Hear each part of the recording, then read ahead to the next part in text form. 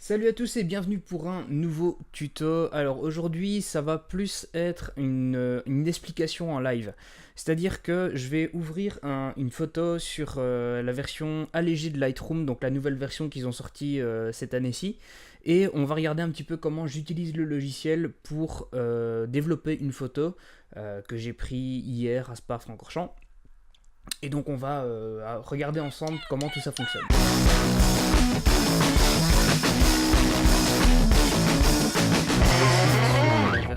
La nouvelle version de Lightroom, donc c'est pas celle pour question d'icônes, vous voyez, c'est la version avec les icônes ronds. Donc c'est une version qui est moins complète que l'ancienne version, je vais dire, de Lightroom. Et voici la photo que j'ai sélectionnée. Donc c'est une que j'ai prise hier, donc le 29 mars, au circuit de Spa-Francorchamps, ceux qui reconnaissent le raidillon, enfin bref, pour ceux qui ne sont pas hyper conscients de ce que c'est, qui connaissent pas trop l'automobile, bah, c'est un virage assez mythique. Alors, comme vous le voyez, donc là la photo elle est un peu flat. Bon, premièrement, c'est parce que je l'ai légèrement surexposé et aussi parce que c'est un fichier RAW. Donc l'image a tendance à être plus flat, on va dire. Ouais, c'est ça, plus flat. Mais comme vous voyez, simplement en réduisant l'exposition, vous voyez que déjà on peut récupérer quelque chose de plus sympathique. C'est juste que ma photo était surexposée. J'étais en train de prendre d'autres photos qui étaient complètement sur un autre réglage et quand je suis arrivé là-dessus, forcément mes réglages étaient plus bons. Donc ce qu'on va faire, c'est que moi je vais commencer par réduire l'exposition générale. Ce que j'aime bien faire dans mes photos, c'est augmenter un petit peu le contraste. Et donc vous voyez déjà que là on a une grosse différence entre simplement avant-après et c'est simplement deux petits réglages. Alors, ce que j'ai fait ici, c'était en réduisant massivement l'exposition, mais du coup, ça a une influence sur tous les réglages qu'on a là. Pareil sur le contraste. Je pourrais juste réduire les hautes lumières et donc avoir quelque chose de plus clean sans forcément réduire le reste. Mais comme ce qui se passe, c'est que ici, toute mon image était vraiment, vous voyez, surexposée. C'était intéressant de réduire un petit peu. Je vais quand même réduire un petit peu les hautes lumières et probablement réduire beaucoup le blanc. Voilà. Je pense que je peux garder mes ombres comme ça. Vous voyez, spécialement au niveau du pont, etc. J'essaie de garder les détails. Donc l'idée, comme je voulais le dire sur ce truc, c'est de vraiment trouver la balance entre... Bon, vous voyez par exemple ici c'est beaucoup trop sombre et du coup ça ressemble à rien. Mais c'est vraiment jouer avec les sliders et voir où est-ce qu'on doit se mettre pour avoir ce qu'on veut. Et ici on peut jouer un petit peu avec les noirs pour récupérer un petit peu de sombre et du coup voilà, on peut garder les ombres comme ça. Comme vous le voyez encore une fois, on va faire un petit avant-après. Voilà, on a une énorme différence. Bon, ce qu'il y a, c'est que moi, je me rappelle de la couleur. Je vais me concentrer d'abord sur la couleur de la voiture. Ici, je me contente vraiment de ce qui est des réglages de base. C'est des trucs que vous pourriez faire avec l'application Lightroom sur votre smartphone. Concrètement, ce serait exactement le même réglage. Moi, ce que j'aime bien faire dans mes développements, c'est augmenter un petit peu la vibrance. Comme vous voyez, si on le met beaucoup trop loin, ça devient très acide, ça devient désagréable. Mais c'est comme la saturation en fait, hein, c'est exactement la même chose. Sauf que l'effet est, je sais pas, je préfère l'effet. Donc ce que je fais, c'est que généralement, moi, je force la vibrance, mais quand même assez agressivement. Par contre, je réduis très légèrement la saturation derrière. Ça me permet d'avoir un contrôle un peu plus précis sur ce que je veux faire. Donc je crois qu'à plus 50...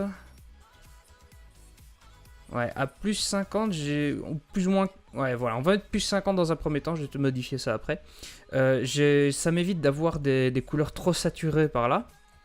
D'avoir un gazon qui serait non naturel, mais quand même d'essayer de récupérer un maximum l'intensité de cette peinture Gelgrun, qui est vraiment très spéciale quand on la voit en direct. Par contre, je vais devoir la rendre un peu plus jaune. Ok, je pense que... Donc ça, c'est la balance des blancs, en fait. Hein. Quand vous voyez, je peux l'envoyer très fort dans le très chaud ou dans le très froid. Concrètement, c'est plus ou moins augmenter les tons bleus et les tons jaunes.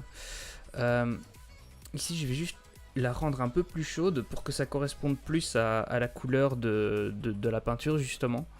Mais sans rentrer dans l'excès, parce que vous voyez, sinon j'ai tendance à rendre la photo un peu trop sépia. Et bon, on peut rechercher ce look là, mais c'est pas ma volonté ici.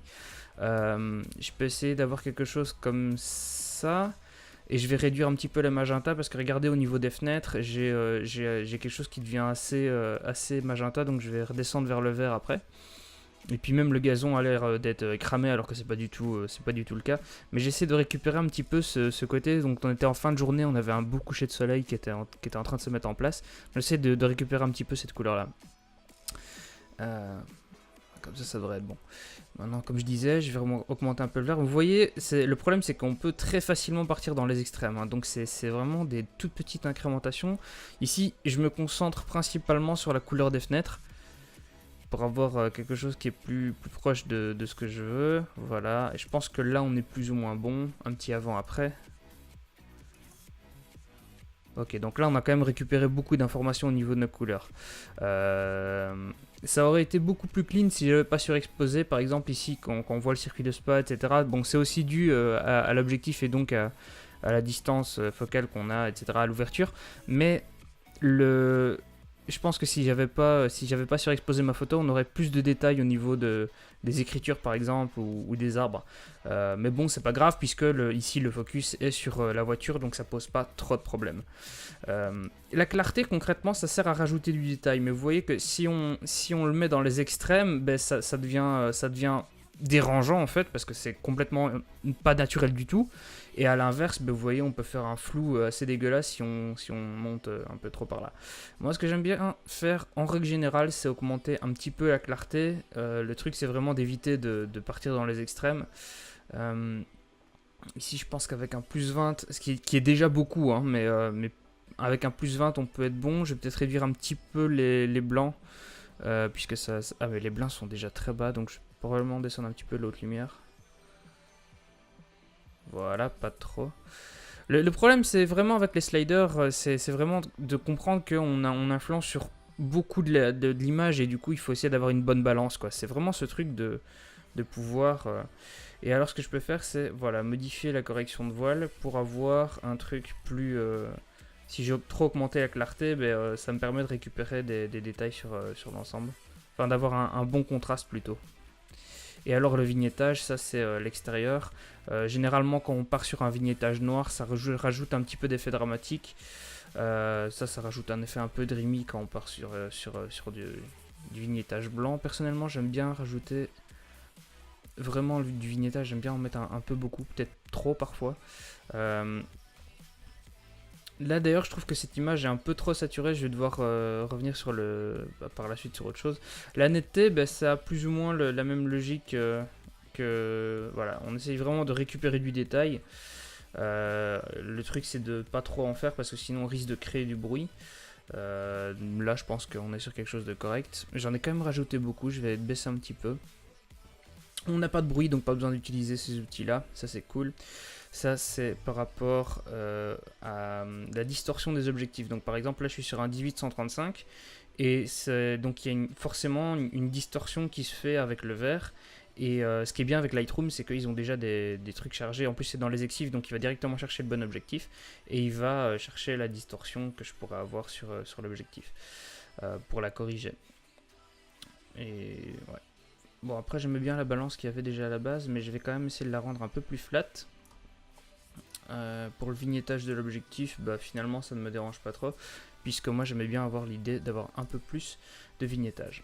Alors j'aurais peut-être dû commencer par ça, mais on peut surtout recadrer son image. Donc là je vois, l'idée c'est d'avoir une bonne composition au niveau de la règle des tiers, et ici il y a aussi le problème que donc, notre route est descendante, mais le virage en lui-même est travers. Donc là mon image est pas droite du tout quoi. Il va falloir que j'incline un petit peu la photo, mais la question c'est est-ce que j'essaye de me mettre complètement sur l'angle du... Vous voyez, je peux me mettre droit par rapport à la ligne ici, ou alors je peux essayer d'avoir la voiture droite. Bon ici le sujet de la photo c'est la voiture, donc je vais essayer d'être le plus droit possible sur la voiture, mais voilà, ça c'est un challenge, encore une fois, c'est essayer de trouver la bonne balance.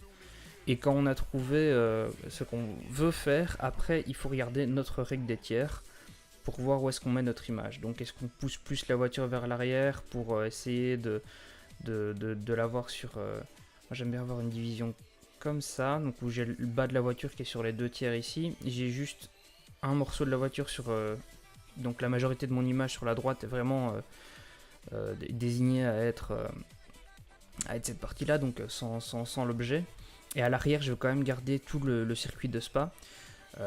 J'aimais bien le cadrage original puisque j'avais mes arbres, etc. Mais on doit quand même essayer d'avoir une règle plus clean au niveau de la manière dont le virage est fait, etc.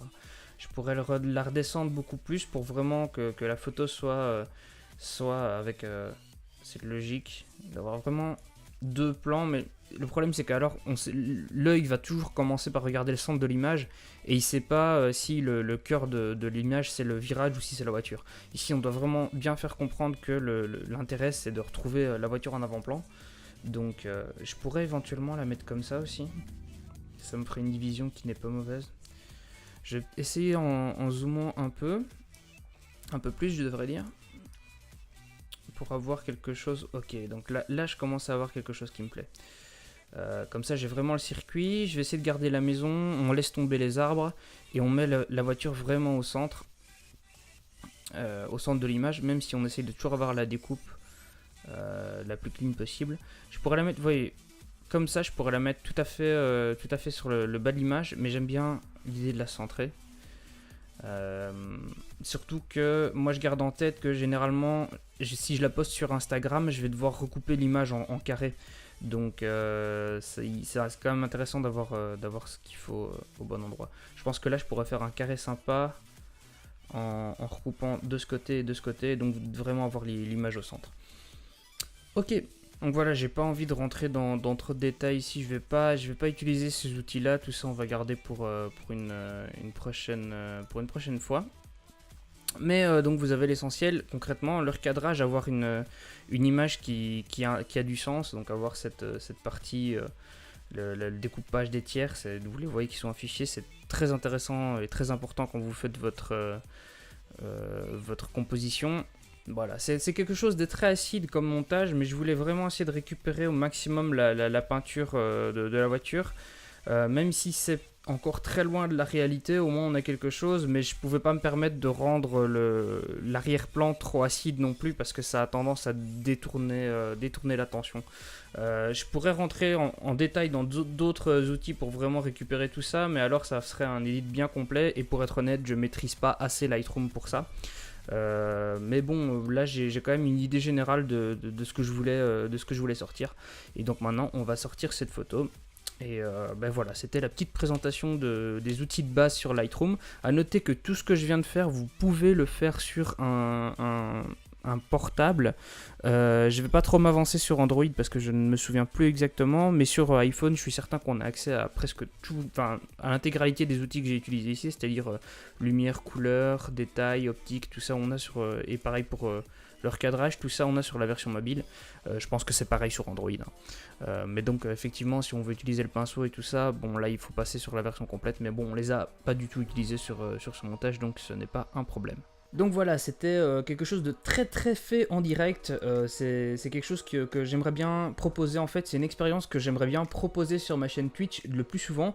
Donc par exemple la photo que vous avez vue, c'était une photo que, comme je disais, que j'avais pris à Spa-Francorchamps quand Shmi est venu et il y avait un track day pendant la même journée, du coup j'ai plein de photos que j'aimerais bien développer et je me suis dit pourquoi ne pas proposer cette expérience là en direct, en live et ce genre de choses. J'en ai parlé dans le podcast hier et donc je vais en reparler aujourd'hui, mais je relance ma chaîne Twitch, twitch.tv/DenisQS, DENISQS, c'est dans la description. Et donc sur cette chaîne Twitch, je vais faire uniquement des lives créatifs où je vais développer des photos ou monter des vidéos ou faire du graphisme. Je ne suis pas du tout un expert au niveau graphisme, mais je sais me débrouiller. Par exemple, tout ce qui est lié à ma chaîne, que ce soit mon logo, etc. Tout ça, c'est moi qui ai fait personnellement, donc je sais me débrouiller. Et c'est ce genre de choses que je vais mettre en avant sur ma chaîne Twitch en live. Et vous allez voir mon progrès, etc. Et donc l'intérêt c'est que vous aurez un chat en direct pour me poser vos questions par rapport à ce que je fais, pourquoi est-ce que je fais telle ou telle chose, pourquoi est-ce que j'utilise pas tel outil, etc. On pourra peut-être même apprendre des choses ensemble, vous pourrez même m'apprendre des choses, ça pourrait être super intéressant. Bref, tout ça sur ma chaîne Twitch. J'espère que c'est une expérience qui vous plaira. Et donc on est samedi, donc je peux pas vous garantir qu'il y aura un live. Par contre je sais que dans la semaine je vais faire plusieurs lives là-dessus, sur le développement de photos. Donc abonnez-vous à la chaîne Twitch, hein, c'est le meilleur moyen, comme ça vous aurez une notification quand je pars en live et vous saurez si vous êtes dispo ou pas. C'est quand même beaucoup plus simple comme ça plutôt que moi-même je fasse des annonces sur ma chaîne YouTube, etc. Puisque je suis pas certain de pouvoir toujours être présent aux heures que je voudrais. Dernière chose, donc sur la chaîne Twitch, j'ai parlé de... Oui, la dernière chose que je vais faire en plus sur Twitch, dont j'ai pas encore parlé, c'est la création de textes, donc ma rédaction d'articles, etc. C'est quelque chose que je peux aussi proposer sur Twitch. Et voilà, donc j'espère que c'est une expérience qui vous plaira. J'espère que vous viendrez sur les lives. J'en ai déjà fait quelques-uns et j'ai vu des gens qui revenaient de l'époque où je faisais du jeu vidéo sur Twitch et je trouvais ça super cool. Je tiens à les remercier sur cette vidéo. Et ben voilà, j'espère que c'est une expérience qui vous plaira.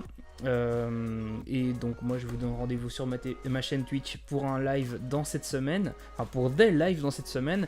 La semaine prochaine, un samedi, un nouveau tuto, et évidemment toute cette semaine, du lundi au vendredi à 10h30, du matin, toujours une nouvelle vidéo et un nouveau podcast disponible en audio sur la création et la motivation pour notamment la création de contenu sur internet.